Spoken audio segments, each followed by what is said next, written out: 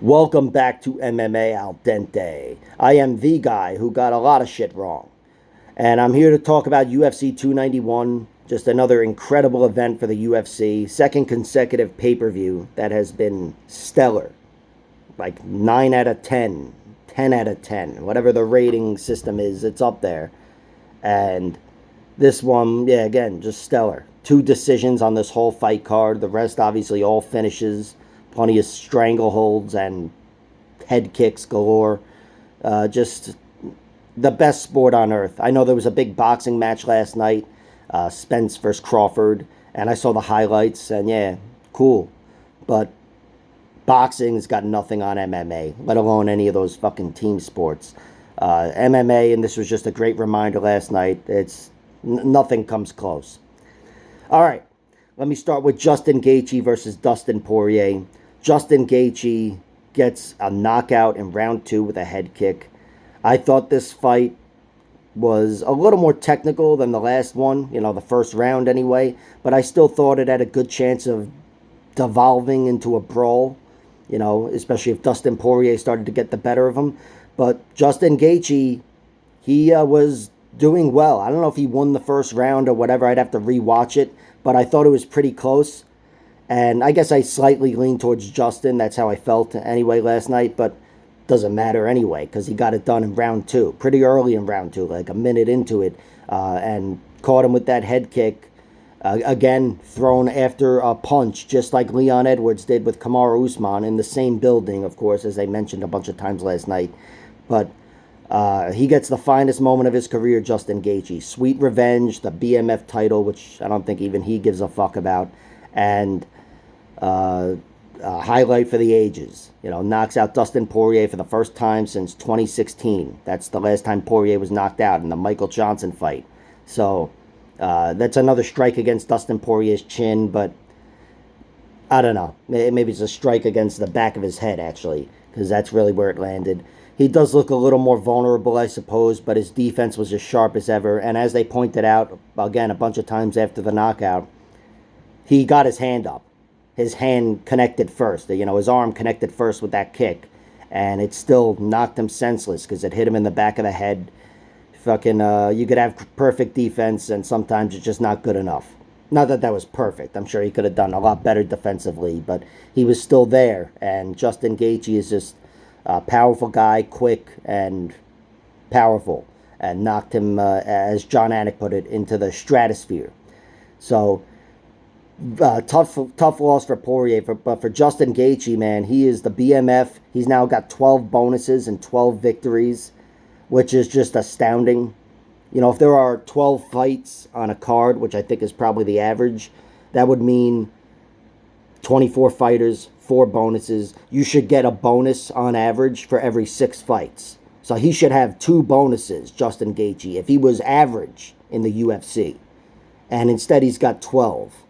He is the most exciting fighter in the history of the sport, Justin Gaethje. And I know you can look to the bonuses and say, yeah, but that's up to the UFC.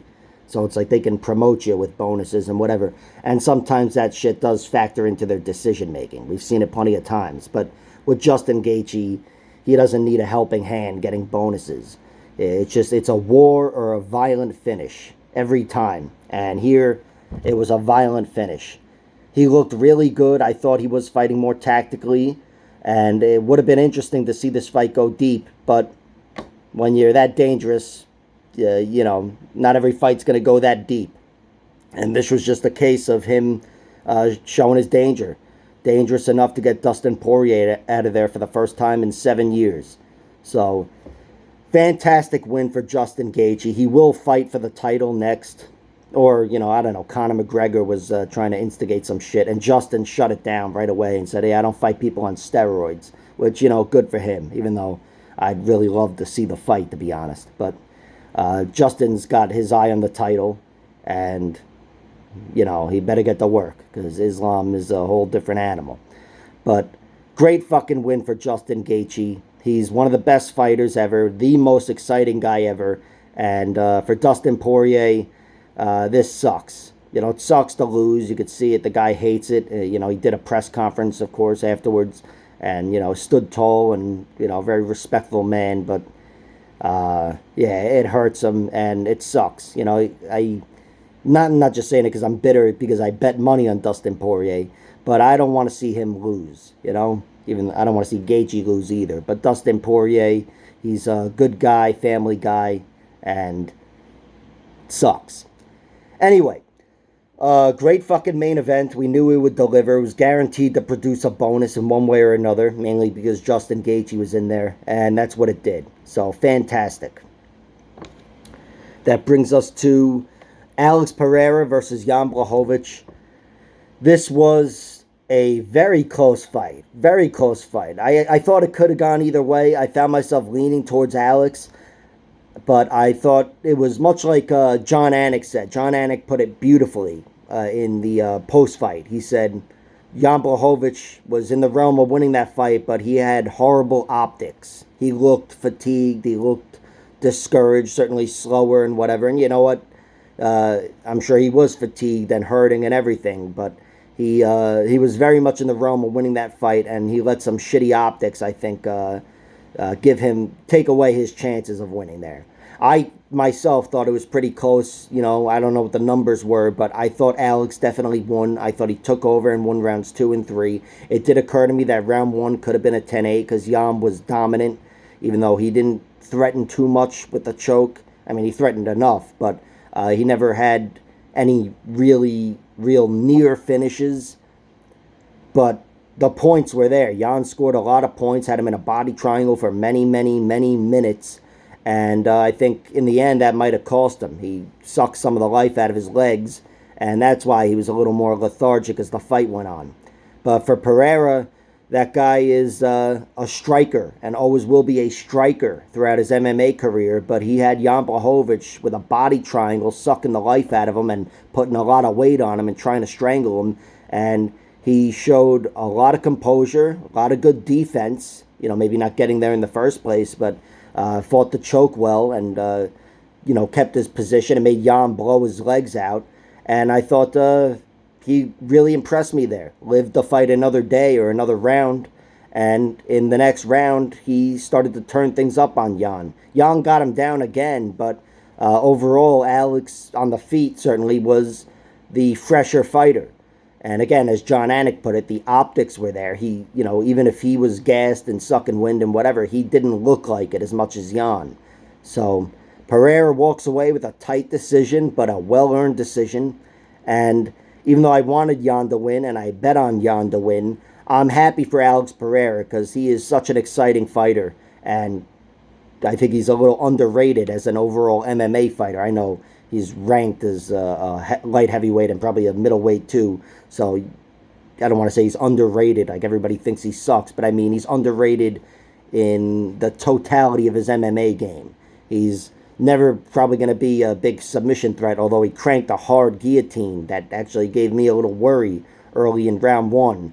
But he's pretty sound defensively, which is what he needs, Alex Pereira. He needs to have these guys all over him and be able to survive. And he's got good cardio, and he's never going to have a striking disadvantage, really. Maybe in the Adesanya fight, of course. But Alex Pereira is always going to be the more deadly guy in any matchup.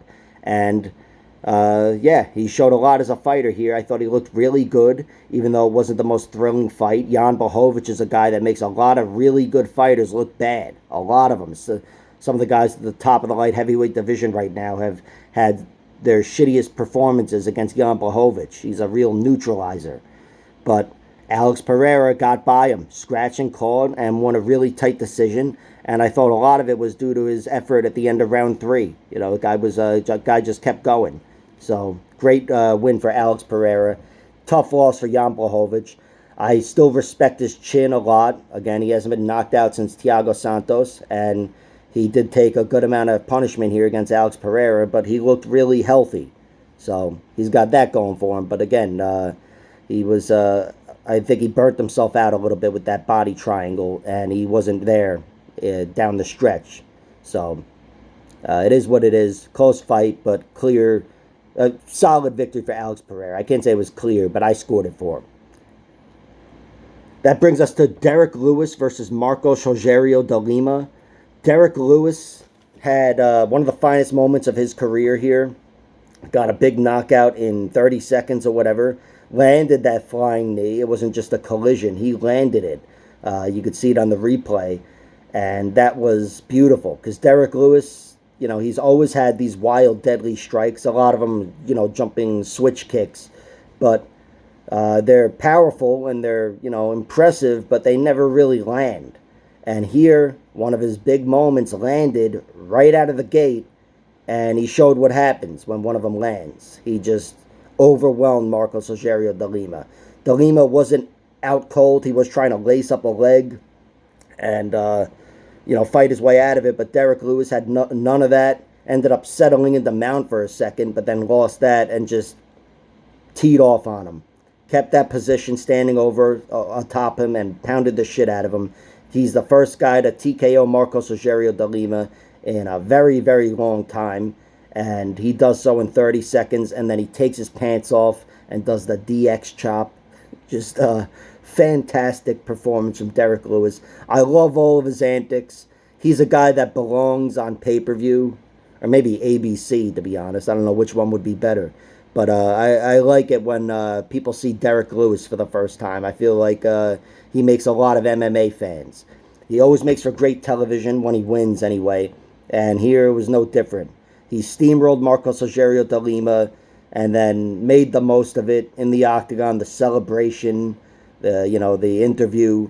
Just Derek Lewis is must-see TV. And when things are going well for him, it's must-see TV. It's just fucking incredible. So, really great moment for him. A nice resurgent victory. This may not get him too far because it's Marcos Rogerio de Lima. But Marcos Rogerio de Lima, like I said, coming into this fight, he had a lot of momentum. Arguably could have been on a 5-fight winning streak. So, even if this win doesn't get all the respect it deserves as time goes on, with the context, which we have right now while this fight is still fresh, it was a very big victory for Derek Lewis and very impressive. Great win for him. That brings us to Bobby Green versus Tony Ferguson. This was kind of sad. Tony, if there was one way I wouldn't have wanted to see him lose, it was like this, by submission, just getting overwhelmed on the ground, which, they were only on the ground for like 30 seconds, but Bobby Green had him. As soon as he got him down, he advanced, passed his guard, and then Tony started going for a buggy choke, which put Bobby right in a position to counter with an arm triangle, and he got a tap. They hit the ground with less than a minute in the fight, I believe, and Bobby Green still got a tap that quickly within 30 seconds or so. Great win for Bobby Green. He was definitely on his way to winning, piecing Tony up largely on the feet. Got hit with a few nice strikes as well. Tony, was scratching and clawing, but he was outgunned from the beginning here. This just was not a great loss for Tony Ferguson. And I'd hate to dwell on the loser as opposed to the winner. Bobby Green's got to get his flowers, as they say. But Tony Ferguson, this is quite a fall from grace. This is now 6 consecutive losses. I'm assuming this is it. I'm kind of hoping this is it. Not just for the UFC, but for his career. Even though he wasn't knocked out, I suppose I wouldn't, I would be pushing more for retirement if he was knocked unconscious here, because it would just show his chin has failed him, and of course he's very old and whatever else. This wasn't that, but this was still a more emphatic display of him having lost a step, and he did lose a step here. Bobby Green just outgunned him from beginning to end, so much faster, even though he was giving up a good bit of reach, whatever it was, 5 inches, 4 inches, and Bobby was beating him to the punch, beating him up. And even though Tony was still going for it in the end, once they hit the ground, for Bobby to cut through him like that, cut through his ground game and get him out of there within a minute, it speaks volumes. This was the end of Tony Ferguson, to be frank. And kind of sucked. But for Bobby Green, perfect performance. I couldn't think of a better way to beat Tony Ferguson than to dominate him, give him a thorough beating, and then get him out of there with an arm triangle choke in round 3 at the very end of the fight. So great win for Bobby Green.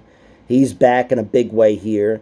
And again, I'll be the first one to dismiss this loss. Tony Ferguson, he's over. He's done, just like I was just saying. But you can't let that take away from what Bobby Green did. Bobby Green looked better than I expected him to. I thought Tony Ferguson would lose because he lost a step and whatever else, but I didn't think Bobby Green would look this good, and I didn't think Bobby Green would submit him in round 3. Just an incredible win for Bobby Green. I think he got a bonus as well, which is very well deserved.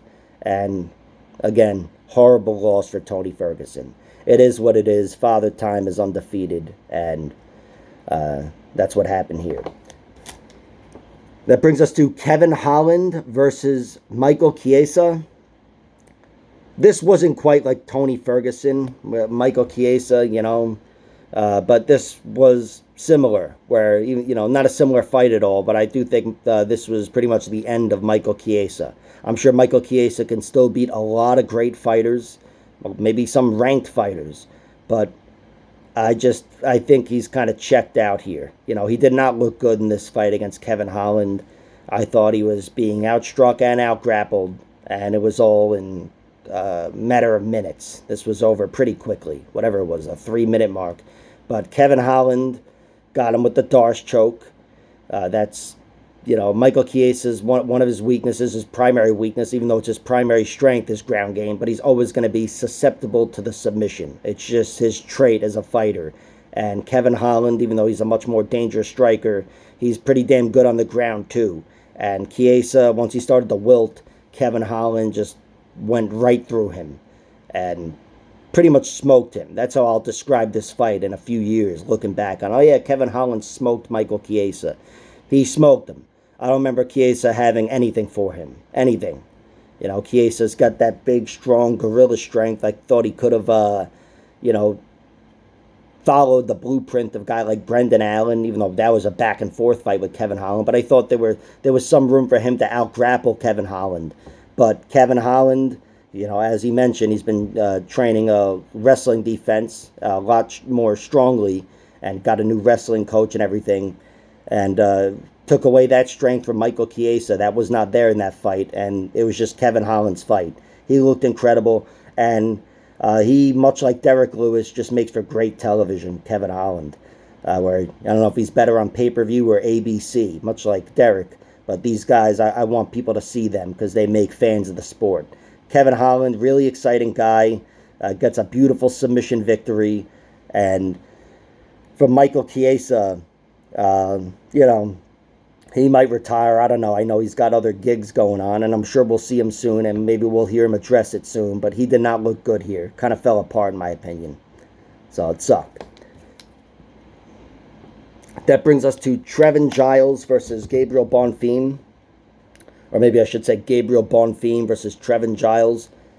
This, look, Bonfim, I don't know. This guy, I feel like he can pick a weight class, and I'll say, yeah, have him fight the champion next. My opinion of this guy is so high. I do want to see him tested in a competitive fight that goes more than one round. I want to see him in there with a bona fide UFC guy in round 3, like Trevin Giles.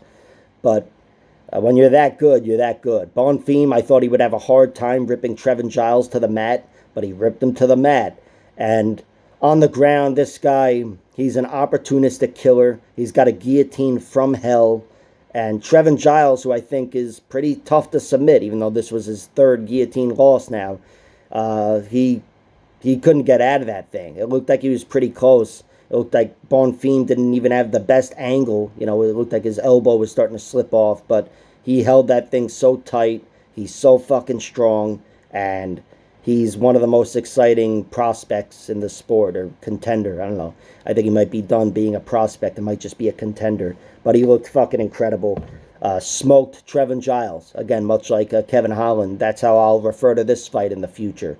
Oh yeah, he smoked Trevin Giles. And he did. Looked incredible. And for Trevin Giles, he's a guy that's been in there with some, up-and-comers. Michael Morales, now Gabriel Bonfim.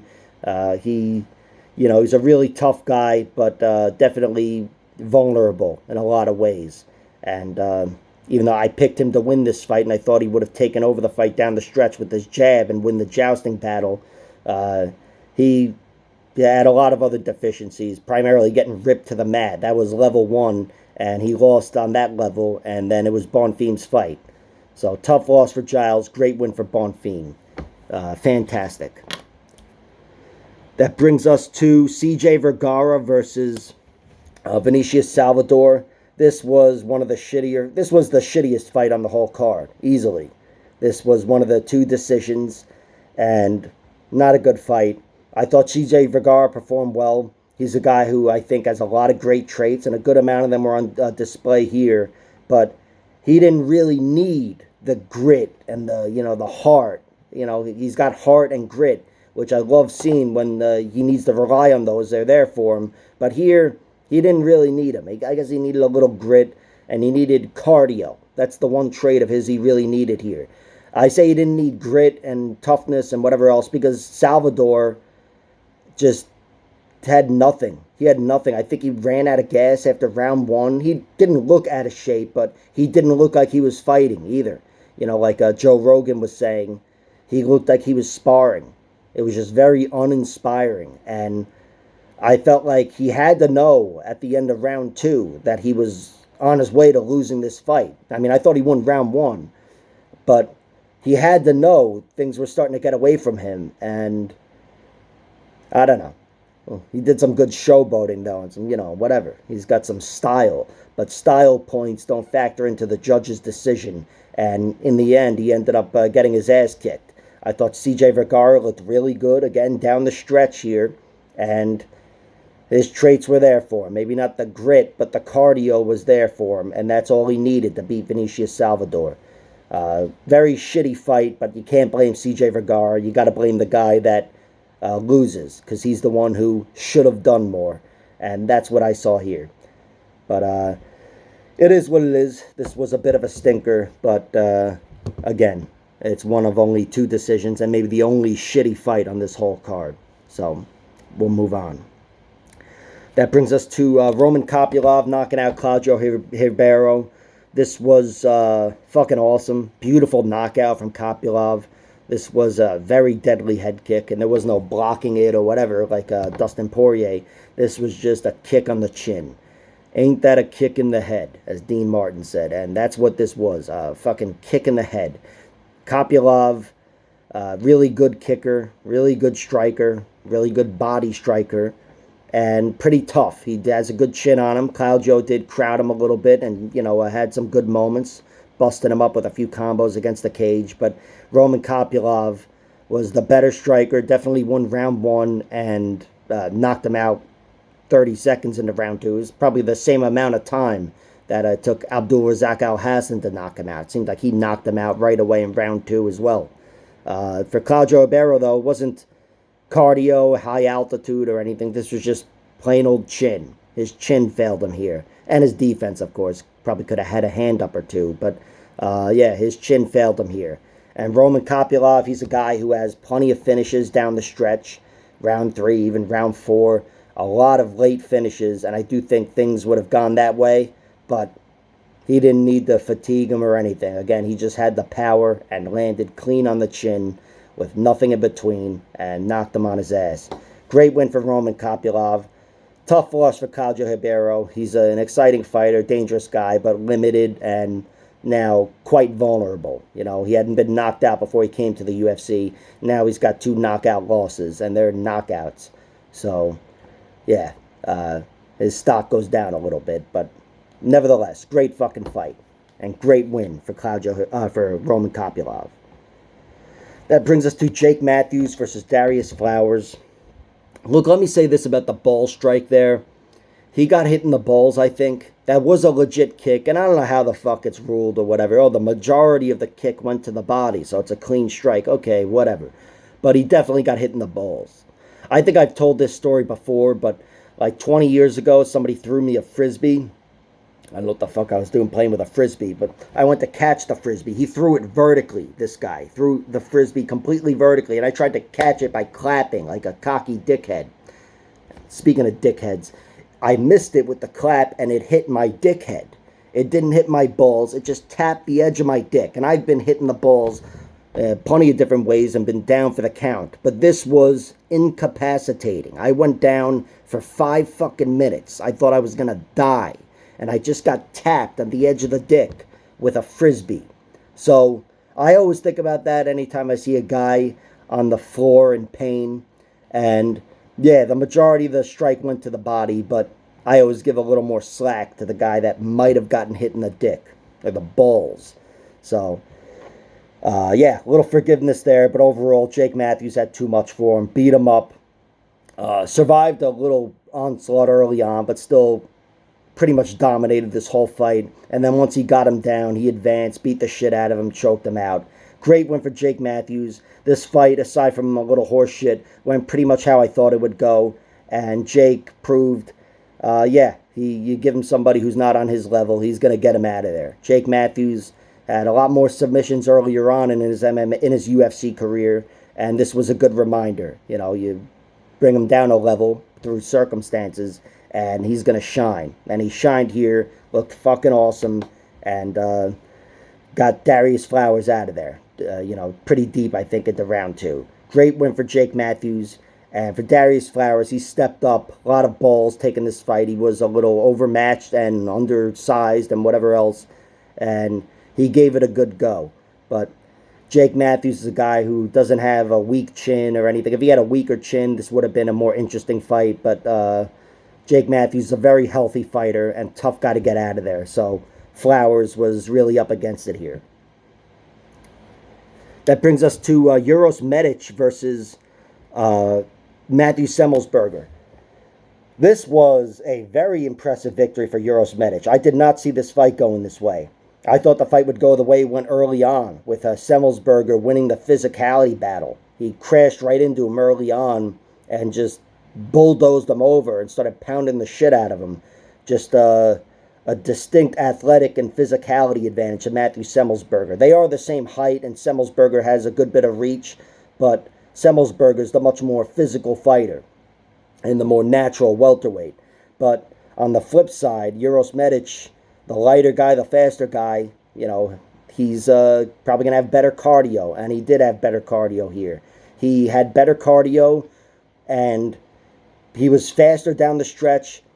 Also showed a lot of heart and grit because he was fucked up after that big collision early on. I think he was a little hurt, but then he also got knocked down by Semelsberger, who has like a knockdown in probably every fight of his. And Uros Medic took over and showed heart, grit, cardio, and a spinning back fist, and made Semelsberger pay down the stretch. Got a beautiful finish.